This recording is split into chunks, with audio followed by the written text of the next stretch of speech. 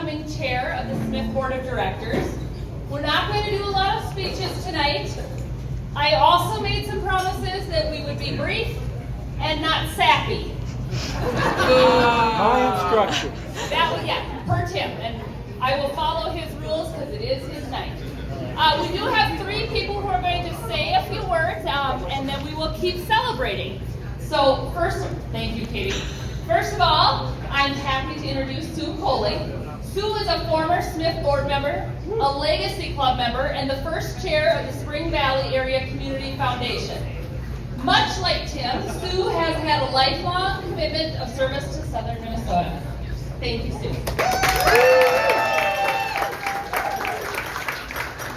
Thank you, Erin. It's such an honor to be here tonight to celebrate Tim and his retirement. Tim's roots run deep in soil of rural Minnesota, born and raised on a family farm near Keister.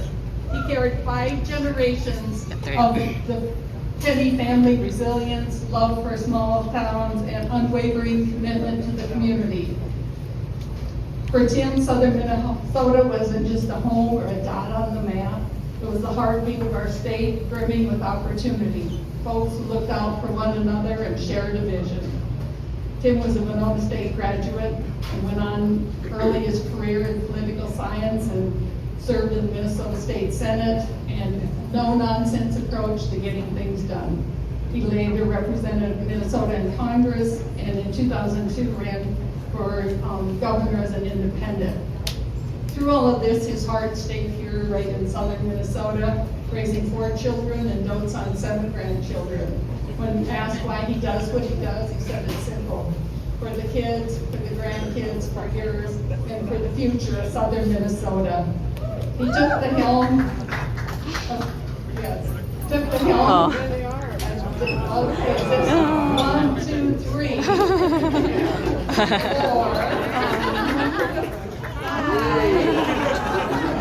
I think do we have 2 more hiding there?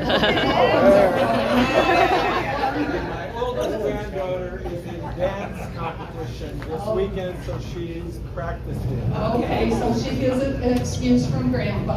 Okay. Hey, kids, nice to meet you.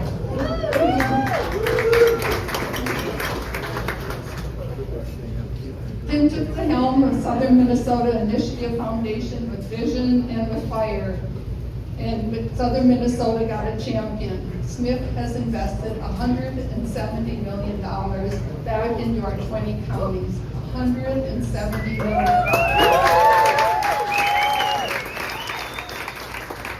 Grants and loans, programs, it's gone to keeping daycare center doors open, to placing 20,000 books in the hands of wide-eyed kids. It's keeping businesses in Owatonna County, and I hope I said that one right, to Goodman County. Tim is a man of action, and some of the stories, the work we've done. In 2008, the floods hit Rushford. People didn't know if they had a business to go to. Tim came into work the next day and said, what can we do? How can we help? The Smith Disaster Recovery Fund was created, and this has been a model for companies throughout the state. Tim knows success starts with an idea, grant, and opportunity. So behind every countless man is a woman. And Tim has his wife to thank for all the late night meetings he has to attend, all the county and city visits. And I was reminded by a friend who once shared what his wife said when he retired. Honey, I said for better or for worse, but not for all day. So we know Tim will be plenty busy, maybe picking up that guitar and playing at the next gig at the Steele County Fair, or maybe watching the Minnesota Vikings take a Super Bowl run this year. It's a dream. Well, there's Minnesota people always have one. So to honor Tim tonight, we are announcing the Tim Penny Small Town Fund. Woo!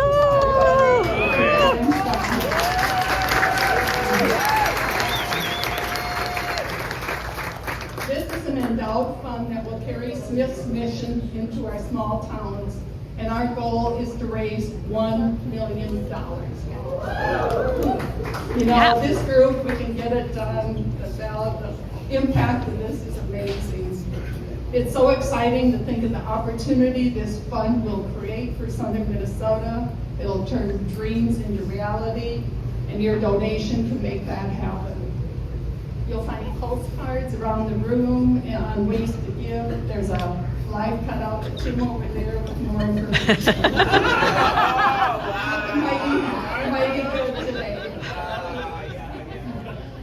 In closing, Tim, you've shown us small towns just don't hold our past.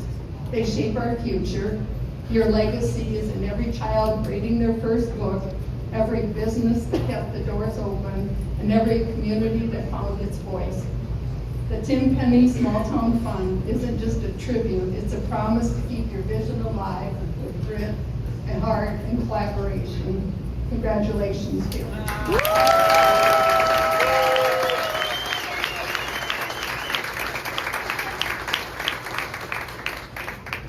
At this time, it's my honor to introduce Amy Klobuchar.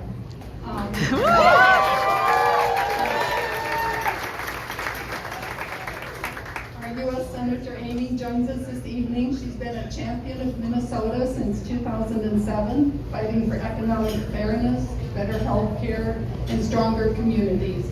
Amy has built a reputation as a legislator focused on agricultural and rural communities and development. She's known for working across the aisle and bringing folks together.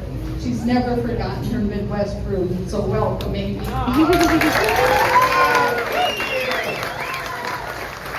just thought this was going to be a small gathering, and there's like more grandkids. I can't even believe everyone here, but of course you're here as a tribute to the incredible Tim Penny. And when I walked in, I was thinking, what is Tim going to do next? And now I see he's like already a cardboard cutout. That leads me to think, well, if you ran for the Senate or Congress at age 73, you would be well below the average age.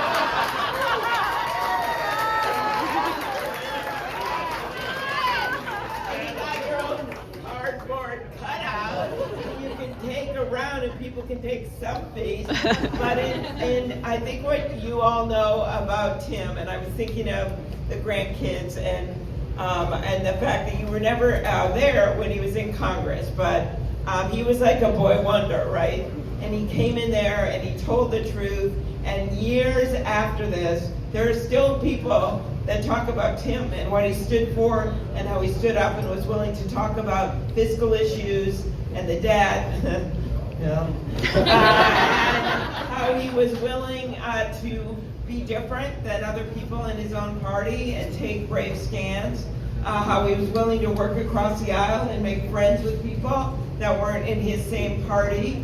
And all of that, when I finally got to the Senate after he was already gone, I really considered him a mentor for how you can get things done and how you can be true to yourself in the most difficult circumstance. Like now. I've got to conjure my best Tim Penny right now. Let me tell you.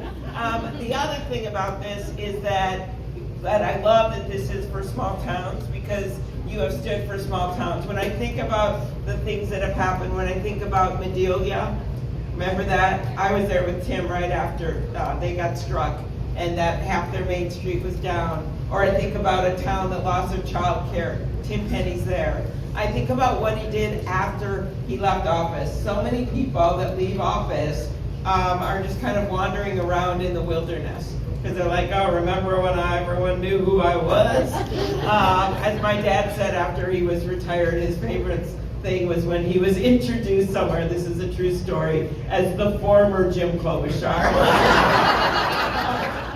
And Tim did not be like that. He decided, what is my mission? What do I want to do? And how am I going to get back? And he gave back, of course, after Barb died suddenly. I still remember that. You with your family and everything you did. You met the wonderful Sandy and your life is renewed. But you helped raise the kids you have these incredible grandkids, and then you decided, what else am I going to do for the community? And you did this Southern Minnesota initiative. And I literally, you imagine all the people that visit me about stuff all the time. He knew how to communicate with politicians. I still remember decades later the three major focuses of the economy in southern Minnesota. They did all these groups. They went to every county, and they were agriculture and sort of new agriculture, and it was manufacturing and innovative manufacturing, and it was healthcare. I remember. No cards, no notes. I remember this because he was so good at kind of taking huge, complex things and putting them into things that people could actually wrap their arms around and be part of. And I think about this incredible growth in southern Minnesota. When the pandemic ended, Chuck Ackman's here. He's been like with me almost as long as Tim Penny, but the former mayor of Faribault. And when the pandemic ended, there was an article that said that southern Minnesota, or when the downturn ended, that's what it was, the '08 downturn. Southern Minnesota was out of it faster than any other part of the state.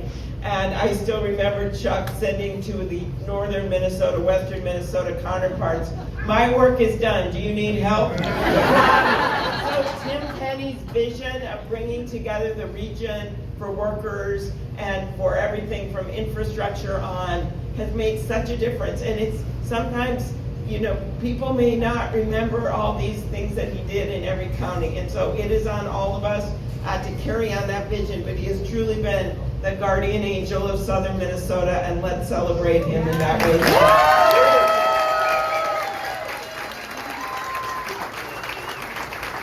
wait, I have something.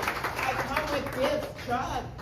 Oh yeah, something you've never seen before, Tim, a congressional, an actual thing on the congressional record. We can't agree on anything these days, not even volleyball teams, so, you know, this is it. But it's just a tribute to you, Tim, and everything that you've done. Even mentions your books, you never know, might get a few sold. Common Sense, Payment Due, and the 15 Biggest Lies in Politics. That number has now been changed to 150. And just thanking you for the incredible work. So thank you so much.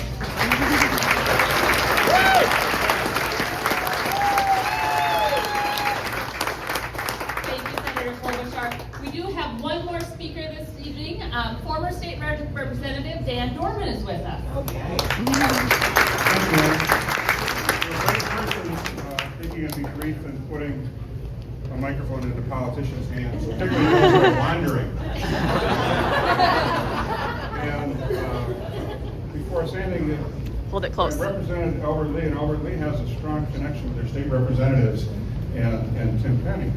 Here's former Representative Ron Kraus, who worked for Mr. Penny when he was in the Minnesota Senate, and prior to him was his relative Bob Hokus. So there's always a Penny connection to everything in southern Minnesota. And so I'm here, and I want to, on behalf of Congressman Finstead, present this to Tim, read into the congressional record today. Congratulations, former Congressman Tim Penny, on his retirement from the Southern Minnesota Initiative Foundation. I rise today, I don't have my cheaters, but I rise today to honor the service of Tim Penny, a friend, a leader in Southern Minnesota, who is retiring from 18 years as president and CEO of the Southern Minnesota Initiative Foundation. Tim Penny first stepped into public service 49 years ago when he was elected to the Minnesota State Senate in his 20s. From there, he would go on to serve in this very chamber as a U.S. representative for southeastern Minnesota, part of the district that I'm proud to represent today.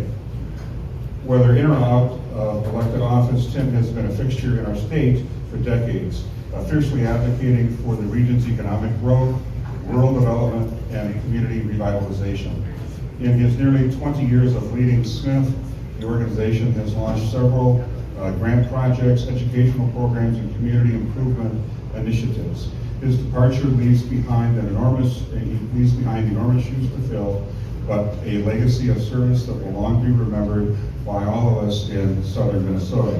Congratulations, Tim, on your well-deserved retirement. Wishing you and Sandy with the best in the next chapter, Congressman Finstead.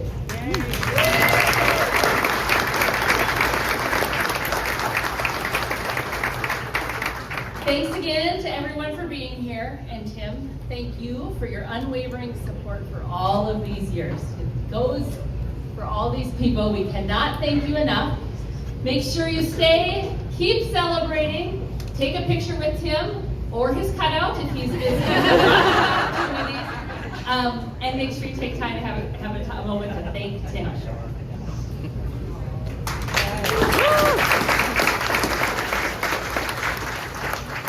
I am not going to give a speech, mostly because under the circumstances and with so many wonderful friends and partners in the room and grandkids and my own kids and their spouses, my wife, I would get emotional if I said too much. So I'm going to leave it at this, except to draw your attention to the middle photo on the wall over here, because that is Lafayette Park across from the White House in the middle of the 1980s, as I stood there with several other Midwestern senators and congressmen to urge cooperation from the White House on farm debt restructuring legislation, because we are in the middle of a farm crisis. And the reason I bring that up is because at about the same time we were crafting debt restructuring legislation, and I did have a major role in that, we saw the creation of 6 rural initiative foundations in Minnesota. And I was so excited that from the private side, there were investments being made in the future economic vitality of our rural regions. So we were a day late and a dollar short with debt restructuring legislation, but we got it done. It did save thousands of farmers.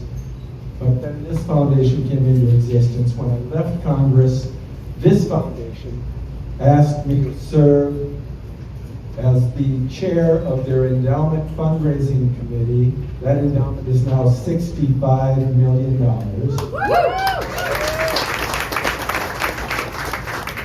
And then in 2007, I was given the opportunity to lead this foundation. And I've always said, it's been an affair of the heart. And thanks for the opportunity to continue to serve Southern Minnesota.